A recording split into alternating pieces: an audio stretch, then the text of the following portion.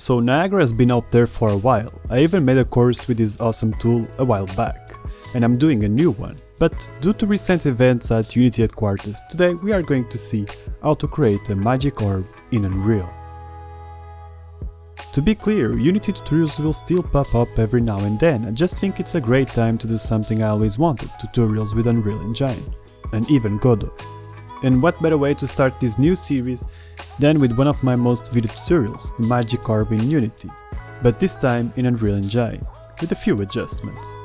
I even made a few more orbs, and I made them all available on my Patreon's page, links below. So without further ado, let's jump right into this. So with the Unreal Engine launcher, I have created a new project in Unreal 5.3 and selected a blank project. We get this nice landscape. I'm gonna zoom in, and from here what really matters is that on the content browser is where we are going to store all of our elements, textures, materials and particle systems and so on. As a good practice, I believe it's useful to create a folder called particles, and inside this folder two new folders, one for Niagara Emitters and another for Niagara Systems, because Niagara Systems are composed of Niagara Emitters. As a matter of fact, we can create one with right click here in FX Niagara Emitter. You can see it as a parent, as a prefab, and then we are going to create instantiations of it on the Niagara systems. You can say new emitter, and we have a few templates. For this one I like to start with a simple sprite burst, then press finish. I'm gonna rename this to NE, which stands for Niagara Emitter _ sprite burst.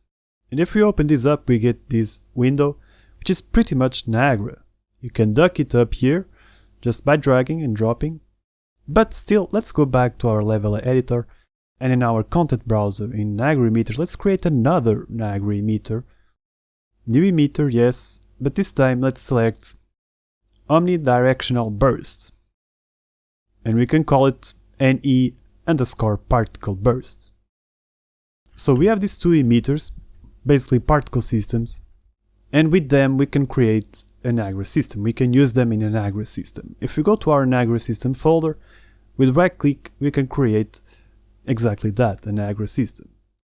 And it says we can create, well, a new system from selected emitters and a few other options.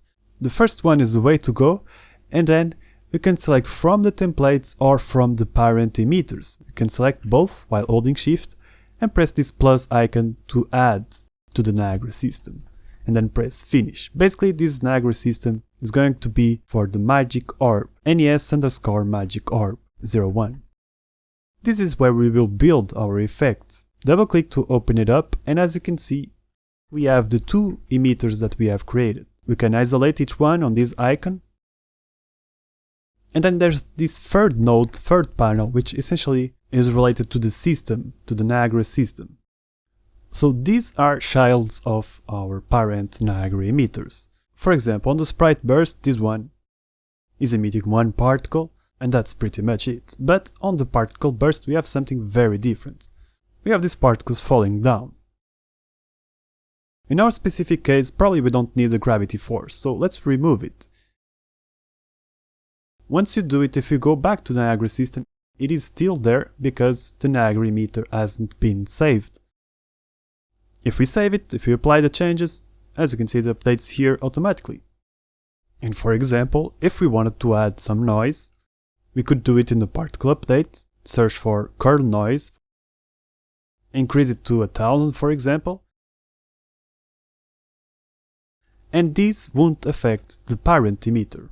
Even if we save the Niagara system, the parent emitter is still as we left it. Just to show you this relation between parent and child and how emitters and Niagara systems work in here.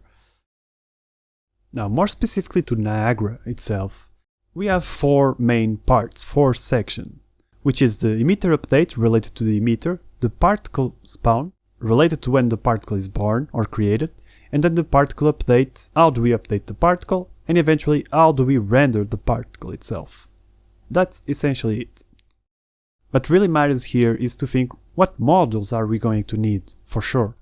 For example, in the particle update we are certainly going to need to scale up or down our sprite. So let's search for a scale as you can see down here, we have scale sprite size, exactly what we need. And now this sprite is growing, breathing. We can expand this graph view, select all of the keys, and with right click say auto, so we can control these Bezier curves with their handles. Cool. If we save this, go back to Niagara system, this will update automatically. And now in our particle bursts, we have a few different things, for example the sphere location, so the particles start on a specific location, in this case a sphere location, which you can control up here, and control the radius. And then we have add velocity, it adds velocity as soon as the particle is born, a random in this case, from a point. And then we have drag, which is basically it slows down the particles through time, and a few more things. What's important is this solve forces and velocity. Without it, the drag and the add velocity won't work. It gives us immediately a warning saying that it has unmet dependencies. Basically, it needs this solve forces and velocity module, so it can calculate the drag and the add velocity, essentially. Right, so let's build our effect, our Magic Orb. Attached to this lesson there's a link below with a few textures that I made available for free. You can download that zip file, open it up, select all of the textures and with Ctrl+C create a copy, and now let's navigate to our content browser and in content create a new folder for textures. And we right click, we want to say show in Explorer, and now we can Ctrl+V, basically paste our texture here. In Unreal this bright panel appears, we can say import, and here we go, we have our textures. Don't get me wrong, textures are extremely important, but it's a little bit besides the point of this tutorial, which is kind of an introduction to Niagara. If you want to learn more about texture creation, I highly recommend you to check out my channel, we do that a lot throughout the tutorials. So now that we have the textures, we can create a material in a moment. For now, let's make a few adjustments to our Niagara system. For example, we can rename these with F2 to particles floating. And they are a burst, they only spawn one time. What if we want them to loop? I made this on purpose to show that if we go to emitter update, we can say the loop behavior is infinite. And now it will loop to infinity and beyond. It may not seem like it due to the timeline down here, because the timeline is capped to 10 seconds. But it will loop forever if you put this in the scene. This is basically a preview. And it's spawning bursts continuously. What if instead we want a rate, a continuous rate? Well, we can do it right there, but as you can see we have these lock signs, which means this belongs to the parent and we cannot remove it. We can, however, disable it. And then press the plus sign and search for a rate. We have the spawn rate, and as you can see this one doesn't have a lock icon, which means it belongs specifically to this child. Let's increase the rate to 50, for example. Let's make a few adjustments, like decrease the lifetime to 0.75 and 1.5. The color we can select something a little bit more pinkish, violet, along that. By the way, this value right here, if you increase it to above 1, the particle will be brighter, basically. It will kind of glow. Let's increase their size, it's already random, as you can see in this sprite size, random. Let's say it's between 5 and 25, because we are going to change the texture, and I already know these values, but what I want to really show you is that we also have random sprite in here. It's already set to random, even though we don't notice it. And then we have sphere location and add velocity, but what I think is curious is that every time you see this arrow right here, it means you can return to the default value. And most of the properties will have a drop down menu, an arrow like this one, where you can convert them to something completely different. For example, in this case we can make this random if we search random. Range float, here we go. I'm gonna put it back as it was. And this is available for pretty much any property. You can make random vectors, you can convert vectors to floats, and so on. So many cool things. And then we have particle state, drags, scale sprite size, something that happens continuously, something that is updating the particle continuously. And the curl noise, which we can increase the force to 2100, for example. Anyway, quick adjustments to the sprite burst. It suffers from the same problem, which is basically it only shows once. So let's make sure the loop behavior is infinite. and add a spawn rate of 2, for example. Oh, and let's rename this with F2. Let's call it the flare bright. Let's say lifetime is 1 second. We want this to be a little bit quicker. And let's make sure the size is random on this arrow. Between something like 500 and 700, for example. Well, let's make sure we use this curve for the scale sprite size. It grows quickly in the beginning and then it slows down. Creates a nice effect. Oh, and on the scale color, this one. It fades in the beginning and fades out at the end. Fade in and fade out. Cool stuff. Now we have the renderers, which we left them, we haven't touched them, but this is essentially how do we want this particle to look. I'm gonna save this Niagara system, I'm gonna go back to the level editor, and let's create a new folder for materials, because we need to create our material from scratch. So I'm gonna create an original one folder inside the materials, and then we right click, we want to create a material. We are going to quickly overlook the material editor. There's so much to say about this. I'm gonna make a very simple particle shader. Let's call it m_particle simple or simple particle. Double click to open it up, and this is essentially material editor. Like I said, quick overview of this. What's important is this panel right here on the details, the material section. We have material domain, which is set to surface. That's fine. Then the blend mode is very important for us. It's set to opaque, but we want to translucent or additive or masked. Translucent is kind of alpha blended, and additive is additive. Well, let's go with translucent, and in the shading model, we don't want this to be affected by lights, so let's say unlit, and then turn on two-sided. Ultimately, what's super important here is down here the usage. Let's make sure we turn on used with Niagara sprites, Niagara ribbons, and Niagara mesh particles. Oh, and then you have these stats right here, which I think it's super useful as well. Right, so with right click now we can add modules, and there's plenty of nodes in here. Let's search for a sample texture. Exactly, texture sampler 2D. Let's rename it with F2 to main text. And if we want this to work with Niagara, if we want the color to come from Niagara and influence the material, we are going to need a node called the particle color, also known as vertex color. And now it's all a matter of multiplying RGB with RGB, copy and paste this multiply, and multiply alpha with alpha. So we can, for example, connect the RGB multiply to the emissive color, and then the alpha to the opacity, and here we go. We have our basic particle shader. Most basic thing you can do in the material editor. And that's it. Let's save it, because like I said, this could go on forever and ever. There's so much to say about this material editor. Now what we want to do is create an instance of this material. This is a shader and we want to create a material instance with right click. We can rename it to ME, which stands for material instance, underscore flare00, which is going to be the name of the texture. And I'm going to drag outside of the originals folder. Keep things organized. If we open this up, as you can see, the only thing we can do is control the main text up there, which is already set to flare00, so that's alright. Let's create a few more materials for the other texts that we have imported. I'm going to press Ctrl D on this one and rename it to flare02, open it up, and up here assign flare02, save it.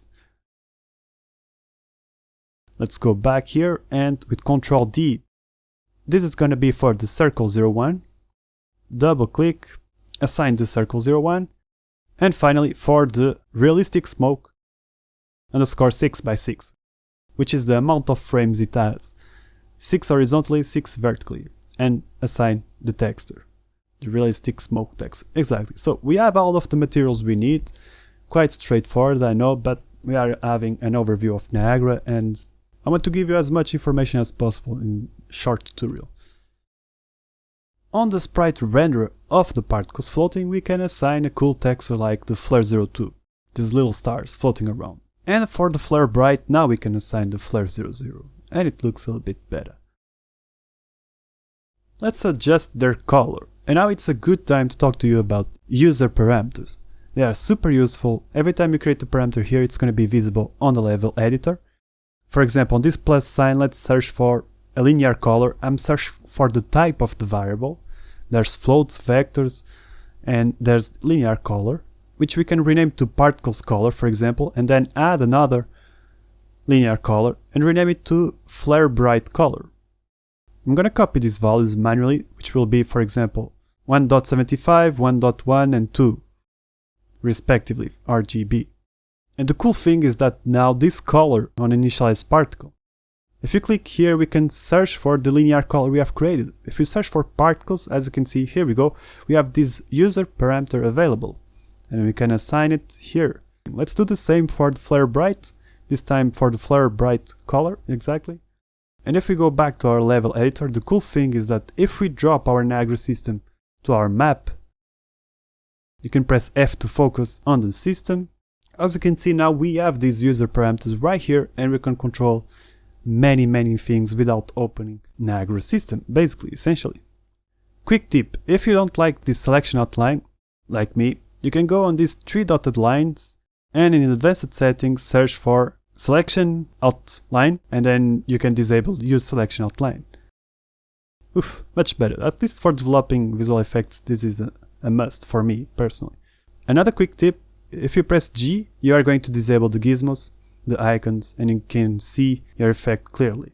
Let's go back to our Niagara system. You can select a color for the flare bright color or copy mine, which is gonna be something like 3.12, 0.5, and 4. And now let's add a few more elements. For example, we can duplicate with Ctrl D this flare bright for the flare dark, so it can create contrast. If we want this to be dark, we need to remove this color. And we can say 000 for the RGB. And now let's increase the size like crazy. 1800 and 2000, for example. As you can see now, it is kind of blinking and interfering with our flare bright. And it's essentially because in the sprite render, there is this rendering tab down here, and we can control the sorting order. And we can say it's -1, so it renders behind the flare bright. Cool, right? That looks better. Now let's go ahead and duplicate again with Ctrl D the flare bright. We want to add the circles now. We can rename it with F2 to circle, and the first change we need to do is the material. We have the circle 01 material, which is perfect for this, for some hypnotizing circles, for example. But we don't need this to fade in and fade out, only fading out is enough. In the sprite size scale, we can say this grows straightforward, like this. It's alright. And initialize particle, well, we can say the size is fixed, not random, a uniform size of 900. So they are perfectly spaced between each other. And we can say the lifetime is 2. We can remove this color and use something like 0.36, 0.1, and 0.9. Very specific values. I've already tested them, I know. In the sprite render, in the rendering tab, let's actually try to push this below the flare bright, like -1. It will look a little bit better. As you can see, it blends in nicely. And that's pretty much it for this circle particle system. Let's duplicate again the flare bright with Ctrl D, but this time for a star, for a flare in the middle. We can change the material once again in the sprite render and use the flare 02. Let's say the rendering, the sort order is 1, so it is above everything else. It's a good practice for beginners. Let's decrease the size to 450 and 500 and increase the lifetime to 2. And let's remove this color. I'm going to insert a specific color like 5, 0.8 and 4.3. Yeah, I'm actually going to decrease the size 350 and 400. That seems alright. But the rest, it's pretty much it. Let's duplicate this star because now I want to show you how to work with Flipbooks. It's also very important. So this one is going to be for the smoke. And in the sprite render we can select our realistic smoke. You see, I'm going to isolate this one on this icon. It's showing the whole Flipbook, which is not good. The way we fix it is on the sprite render. On the sub UV tab, we need to specify how we want this to be tiled. And we can say 6 by 6. and now it shows the first frame, essentially. So we need to animate this, and it's something that needs to be continuously updated, right? So on the particle update, let's try to search for a sub-UV, which is pretty much the same name. And here we go, we have sub-UV animation. It has a warning, and nothing happens, as you can see. And the warning is, it cannot find the sprite render, somehow. But let's assign it on this drop-down menu, and here we go. It's magic, it works out of the box. You could specify values, the start frame range here, if you want. What we can do now is edit this a little bit. Scale color can fade out like this, for example. And initialize particle. We can say it's bigger, like 1600 for the maximum and 1300 for the minimum. Crazy values. And let's say it's random, the rotation. So we break the pattern. And for the color I'm gonna say 1, 1, 1. And it will be gray because that's the color of this smoke. Random lifetime between 2 and 3. Let's increase the spawn rate to 5. And here we go. Let's get out of isolation mode. And yeah, it kinda is above everything else. Let me say that the sort order hint is 0. Perhaps -1. Yeah, I think -1 will look a little bit better. This needs to be adjusted, it's too much smoke. But you get the idea on how to use flipbooks, which is what really matters here. That's the intention. Let's soften this by decreasing the alpha to 0.1 or 0.2, something like that. But that's essentially it, guys. Now it's all a matter of playing a little bit with this. For example, in the particles floating, let me just increase the size really quick. For example, in the render of the particles floating, it's cool because we can add a ribbon render and now we have ribbons everywhere. And we can control their widths on the initialized particle, by the way. Yeah, very cool stuff. If we save this, go back to our scene, here we go, we have our orb. Not as good as I wanted, but yeah, I think... Oh, the problem is because the flare bright color here in the inspector, I have changed it, so it doesn't use the one inside Niagara. I need to reset to its default value on this arrow. Yeah, it was kinda looking weird. Yeah, that's better. I just think the flare dark should live for 2 seconds and be below everything else, really, for sure, -2, and that's it. You get a nice orb like this one. And besides all of this, if you want something to rotate over time, for example, you could go to the particle update of the star and search for rotation, and you will find the sprite rotation rate. For example, it's all a matter of knowing the keywords. Here we go. So we have come to the conclusion of this video. I think I've showed quite a few things and I think it's a good introduction video to Niagara. Feel free to leave any comments below, any doubts you have, I will try to answer them.